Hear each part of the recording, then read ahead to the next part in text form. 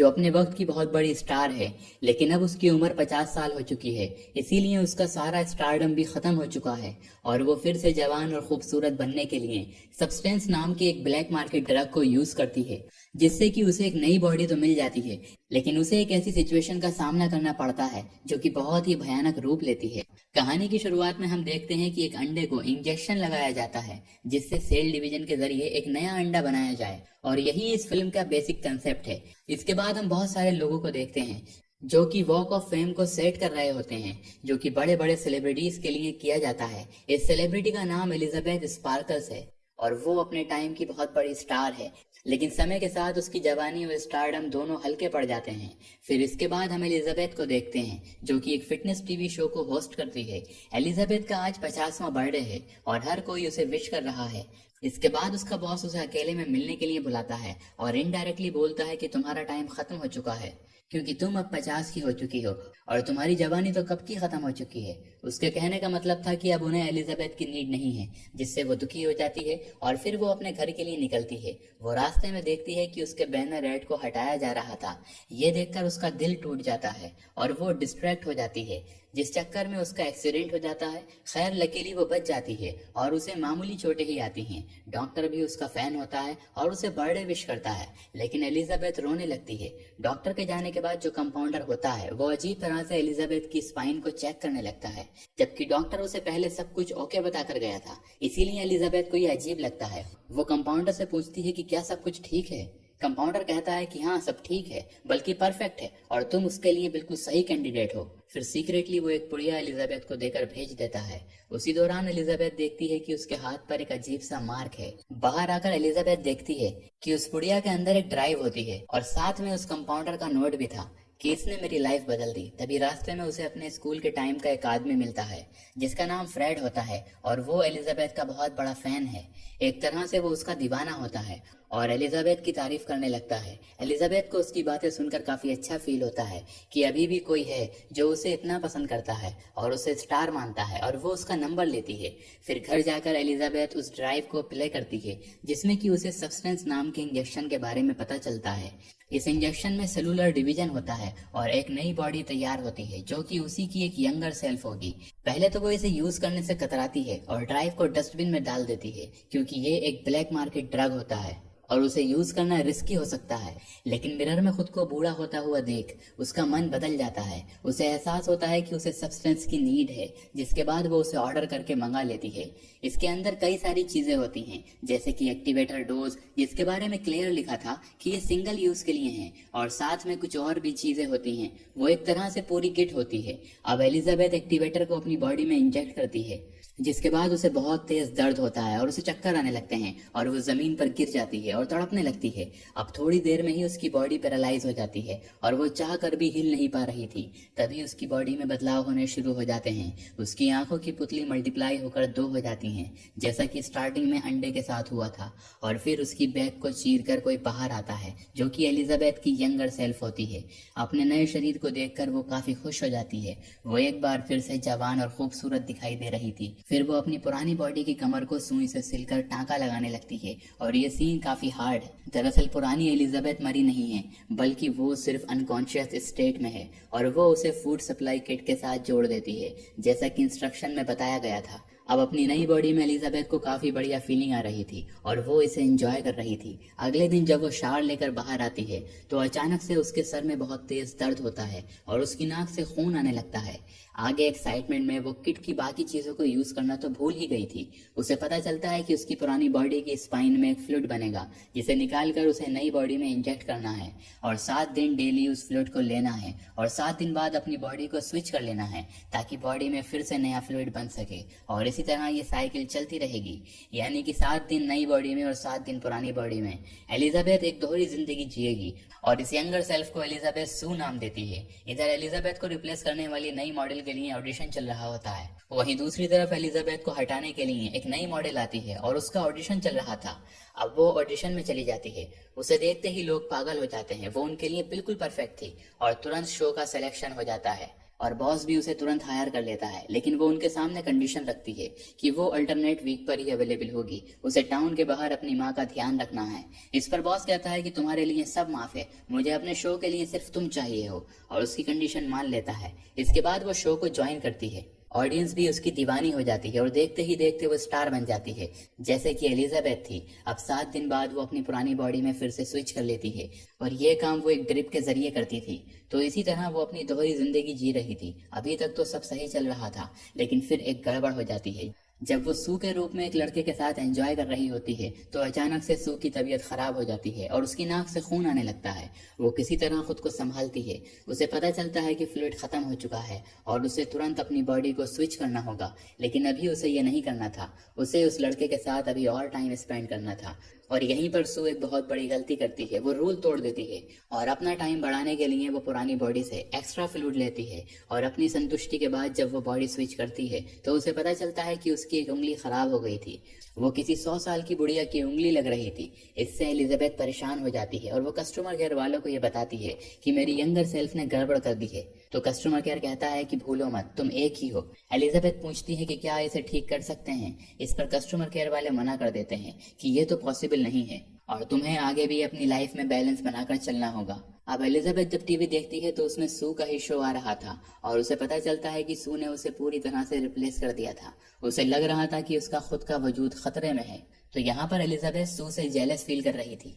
असल में एलिजाबेथ को पहले से मेंटल इश्यूज थे। अपनी ओल्ड एज को एक्सेप्ट ना करने की वजह से वो पहले से ही स्ट्रेस में थी, और अब इस दोहरी जिंदगी जीने के चलते उसे स्प्लिट पर्सनालिटी डिसऑर्डर हो गया था, जो कि एक तरह की बहुत गंभीर बीमारी है। तो जब वो सू की बॉडी में जाती थी तो एक अलग इंसान बन जाती थी। अब 7 दिन के बाद जब वो अपनी नई किट लेने जाती है तो उसे अपने कानों में आवाजें सुनाई देती हैं। उसे लगता है कोई उसका पीछा कर रहा है, जिससे वो परेशान होकर भागकर वो एक रेस्टोरेंट में आ जाती है, जहां उसे शिवरिंग हो रही थी। उसके हाथ कांप रहे थे। तभी रेस्टोरेंट में एक ओल्ड मैन उसे कहता है कि 7 दिन बहुत ज्यादा है ना, पूरी तरह से अकेले रहकर जीना पड़ता है। जिससे एलिजाबेथ को समझ आता है कि वो आदमी भी सब्सटेंस का यूज कर रहा है। और तभी वो उसके हाथ को देखती है, जिस पर वैसा ही निशान होता है जो कि उस कंपाउंडर के हाथ पर था।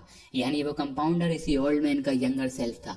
वो आदमी कहता है कि तुम्हारे यंग सेल्फ ने भी तुम्हें खाना शुरू कर दिया है। जिससे एलिजाबेथ परेशान होकर वहां से भाग जाती है और रास्ते में एक लड़के से टकराती है, और ये वही लड़का होता है जिससे वो सू के रूप में मेकआउट कर रही थी। और वो लड़का उससे काफी रूडली बात करता है, जो कि सू के रूप में उससे बहुत ज्यादा प्यार कर रहा था। अब ये देखकर उसे अपने लिए बहुत ज्यादा जिल्लत महसूस होती है और उसे फ्रेड की याद आती है, जो उस रूप में भी उसे पसंद करता था, और वो उसे डेट के लिए पूछती है। फ्रेड तुरंत मान जाता है, लेकिन जब वो तैयार होकर जाने लगती है तो उसकी नजर सू पर पड़ती है। वो खुद को उससे कंपेयर करने लगती है और वो इनसिक्योर फील करती है। वो मिरर के सामने खुद को देखती है और मेकअप करती है, फिर बाहर जाती है, फिर सू को देखती है और फिर दोबारा तैयार होती है।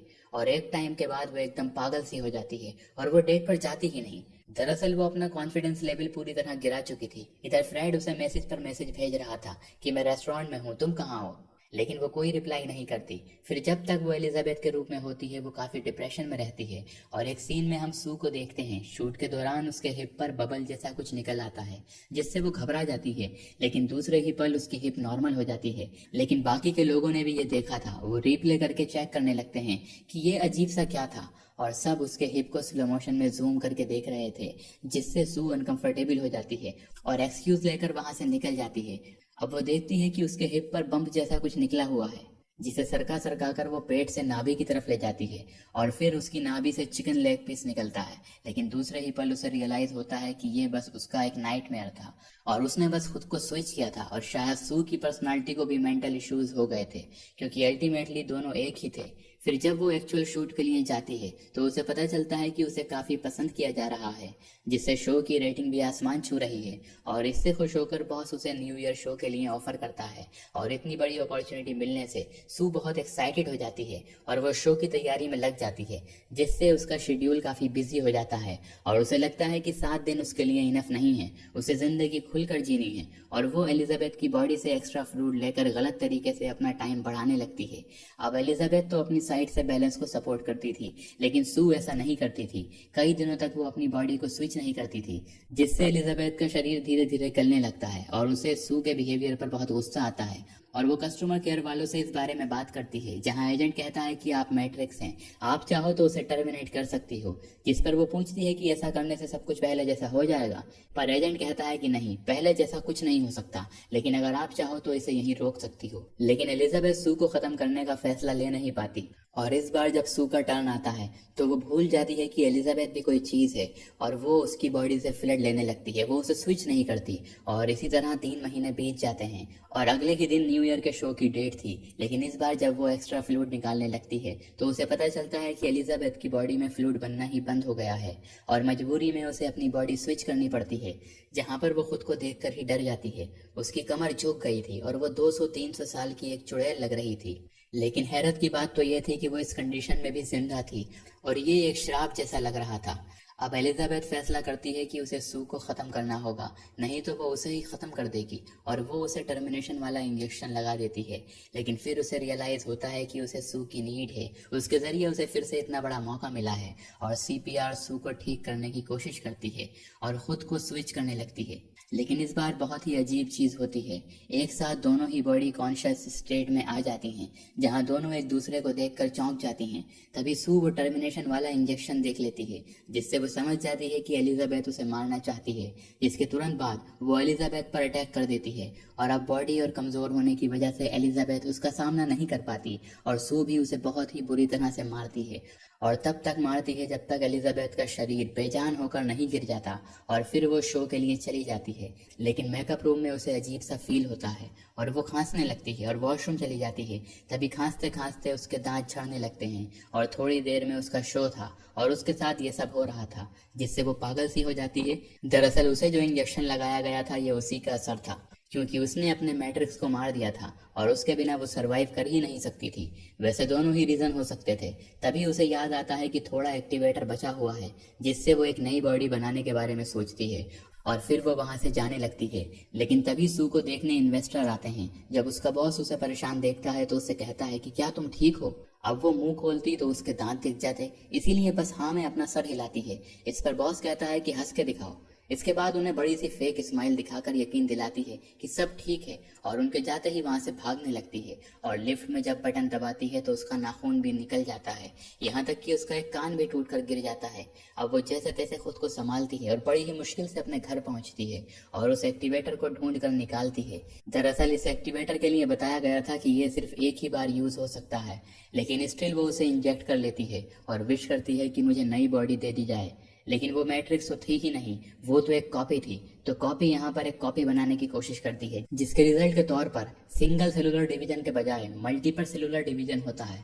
और इस बार वो एक बहुत ही खतरनाक रूप में बाहर आती है, एक बहुत बड़े ट्यूमर के फॉर्म में, जहाँ पर सब कुछ उल्टा पुल्टा था। उसका हाथ कहीं लगता था, ब्रेस्ट कहीं लगा था, और बैक पर एलिजाबेथ का चेहरा लगा था। कुल मिलाकर वो बहुत खतरनाक लग रही थी। खुद को वो इस रूप में देखकर वो बिल्कुल टूट जाती है, बट स्टिल वो शो के लिए तैयार होती है। अपने अजीबोगरीब बॉडी पार्ट्स को देखती है और पोस्टर से एलिजाबेथ का चेहरा निकालकर मास्क की तरह पहन लेती है, और फाइनली उसने अपनी ओरिजिनल सेल्फ को एक्सेप्ट कर लिया था, और इसी तरह वो शो में चली जाती है। उसे विजन्स आते हैं कि हर कोई उसे प्रेस कर रहा है, उसकी तारीफें कर रहा है, उसके लिए तालियां बजा रहा है, लेकिन हकीकत में उसे स्टेज पर देखकर हर कोई परेशान था कि ये चीज क्या है।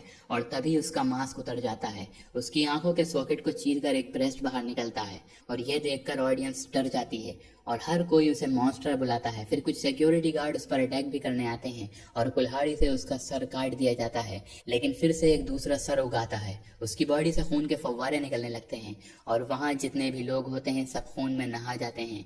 अब लास्ट में एलिजाबेथ की बॉडी टूटकर बिखरने लगती है और मांस के लोथड़े में बदल जाती है, लेकिन उसका फेस वाला पार्ट स्टिल जिंदा होता है, और अमीबा की तरह रेंगते हुए उसी स्टार वाली जगह पर चला जाता है। और अपने एंड मोमेंट में एलिजाबेथ अपनी स्टार वाली लाइफ को याद करके खुश होती है, और इसी के साथ उसकी मौत हो जाती है, और इस मोमेंट पर यह कहानी खत्म हो जाती है।